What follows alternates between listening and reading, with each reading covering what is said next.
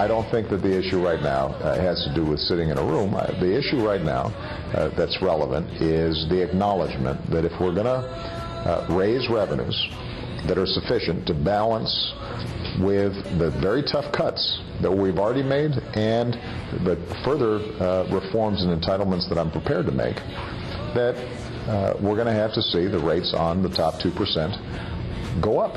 And we're not going to be able to get a deal without it. Okay, he's prepared to make cuts. Did you hear that? Did you hear that? Welcome back to Morning Joe.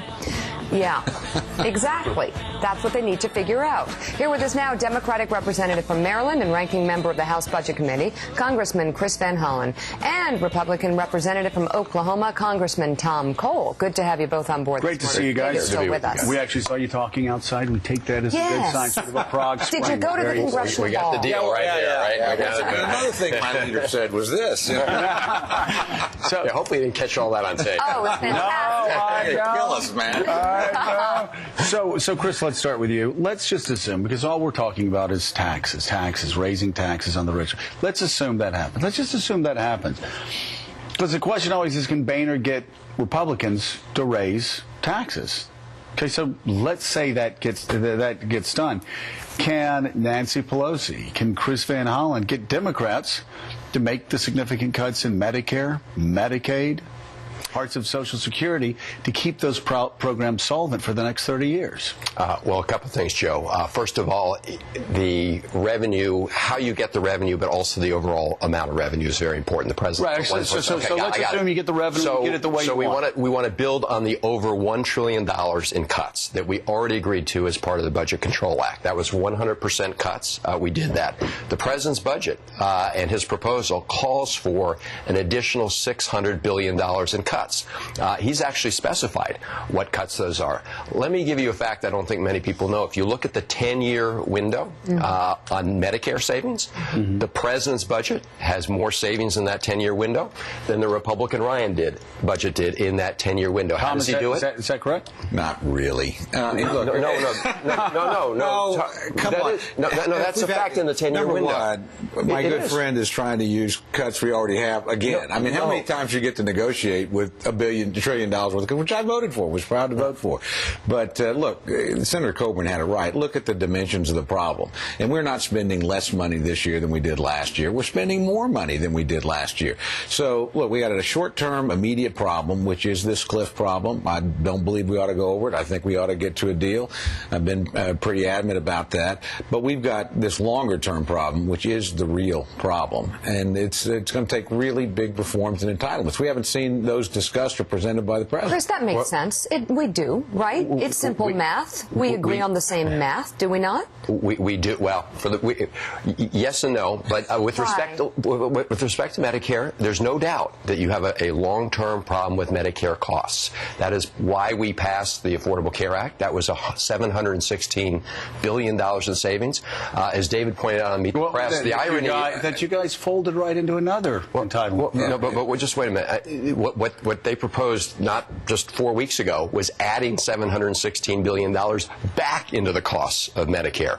Now, the difference is that the president has proposed that we deal with Medicare by changing the incentives, modernizing the program, focusing on the value of care, not the volume of care, and bringing down overall health care costs in the Medicare part of the system as well as the other health care part of the system. Very different approach than transferring those costs onto the backs of seniors on Medicare. Congressman, there's got to be a certain amount of weight that the election and that the public sentiment over taxes has on all Republicans, and it starts with the Speaker, that says there's a point at which we can vote for tax increases on the wealthiest Americans if we can extract enough out of the White House. What is that pain point? I know straight up it's difficult. But first, let's not overread the president's mandate. The president got reelected with a lower percentage and fewer votes than he won with, and in a weaker political position. In 2009, my friends here had total control of the House, supermajority in the Senate.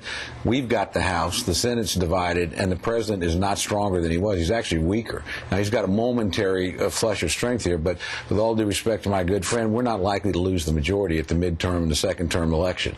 So this is about a 4-year window here. I think we're actually in a politically very strong position. Having said that, we don't have to vote for taxes to go up. I don't like this, but the Bush tax cuts are temporary. They end on their own. That's what I've been trying to tell my caucus, in my view.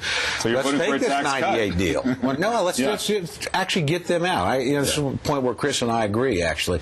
I don't see why any American that's in that 98% needs to worry over the holidays about their taxes, because both sides agree. I actually think the quicker we take care of that, we can still maintain our position that we don't want to raise rates. Revenue's on the table. Speaker's put it there. He showed us the format. But, I want to move the discussion to spending cuts and entitlement reform. Right now, the tax issue for me for 98% gets in the way of that. But that's very interesting. You would allow the top 2% to dangle politically. You think you're going to come back next year and resurrect a tax cut? Well, first of all, we're not coming back next year. We're going to be here all the way through. But look, the debate over revenue is one thing, but the 98% in this, and now I'm just going to be brazenly political, I disagree with my friends that somehow think that's our leverage. Number one, that's wrong leverage. You don't use the American people for leverage. But number two, it's actually, if it is leverage, it's my buddy's Chris's leverage here, not ours. Our leverage is those spending cuts. And by the way, Tom, about, as long as, is it not the case, as long as this issue stays out there, that allows Democrats, that allows the president, that allows Nancy Pelosi to not talk about the real problem, which is an entitlement system that's bankrupting us, runaway discretionary spending, a defense department that's bloated, a tax code that needs to be reformed. We need to get past this. I couldn't agree more. I mean, don't you agree? Well, I agree that we should get past it. I agree totally with what Tom said. But he doesn't want to get past it because then he'll have to talk about Look, just to give people an order of that, here's where I disagree, Joe. I think these are all parts of it. I mean, the revenue is a big piece of this. If you look at the bipartisan Simpson-Bowles Commission report, for example, it calls for more total revenue than the president has called for at $1.6 trillion. They've got more revenue embedded in Simpson-Bowles. Right. Simpson-Bowles also cuts defense spending a lot more than has been put on the table. When it comes to health care savings, the president's plan, if you look at what happens even beyond the 10-year window, we project it will save more on health care than Simpson-Bowles because of the way the president makes certain changes in the program. Mike Barnacle. Well, I'm sitting here. I guess I'm kind of cranky this morning, but I'm listening to both these congressmen, talking about the American people this, the American people that, the American people this. Both of you guys, do you realize the American people just want you guys, people like you in the House, just do your job. Just do your job, something that seems you're incapable of doing. You go back and forth, tax rates, we're not going to touch the race, we want revenue, we don't want revenue. Do your job, get something done. Well, Mike, if I could just say, look, I mean, we happen to have, Tom has actually put on the table a way we could get beyond this. So actually, we could agree on that particular point and move on. In defense of the institution that nobody ever does their job, remember, the Bush tax cuts were extended with the president's support in 2010. That was our job. We had a budget deal in April of 2000. That was of 11. That was our job. The debt ceiling deal got done. So this idea that it never... But with a lot of pain. That was not doing the job. I don't think this is going to be painless. That's just the nature of the problem. So, guys, we've got breaking news from Politico. Former Representative Jack Brooks, a giant in politics, a Texas Democrat who served 42 years in the House and was considered the giants of the House during this time, died Tuesday. He was 89. And, of course, Brooks was in the motorcade with JFK in 1963. He lost his seat in 1994 when Republicans got swept in. So Jack Brooks, a real giant of an institution that you guys served in. Let's talk about, though, how that institution's changed even since I got there in '89 and Jack Brooks left. Bob Dole went on the House floor yesterday, Congressman. Senate floor. The Senate floor, yeah. The Senate floor yesterday. And he was trying to support a bill that a lot of vets supported, a treaty that actually George W. Bush put together and pushed along with President Obama. And it got voted down because people were concerned that would be sacrificing national sovereignty. by applying American standards across the world. Was that a mistake? You know, again, I don't know enough about the bill to tell you. It hadn't been dealt with on our side. We don't do a lot of treaty work.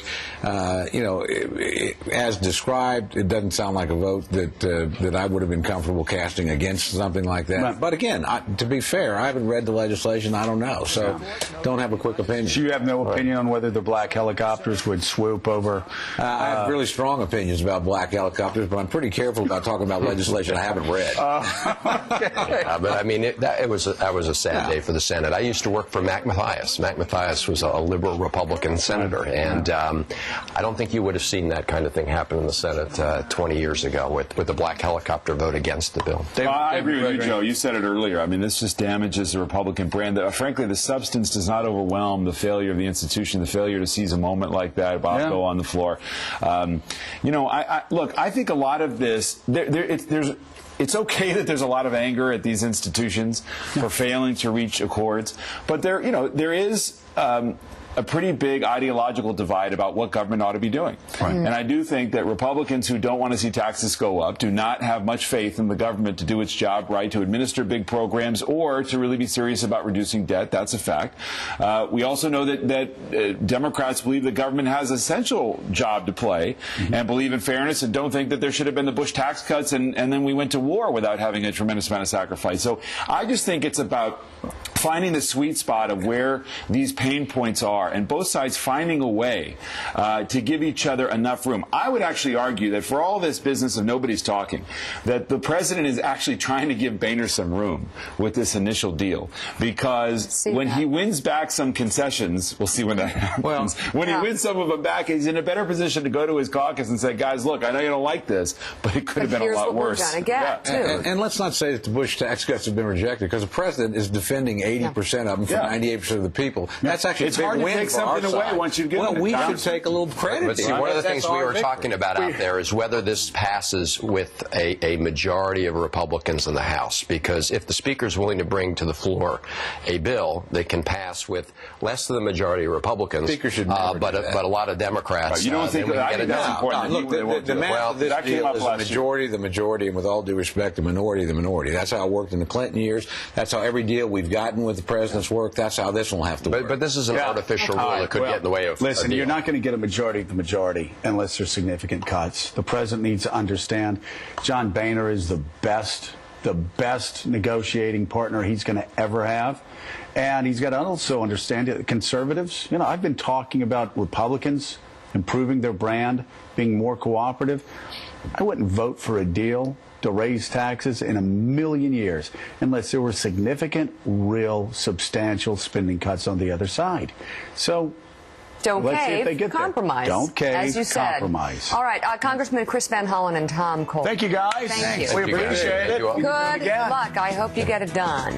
Going to get it done. David Gregory, thank you as well. Thank you, David. You bet. Coming up, Senator Claire McCaskill will be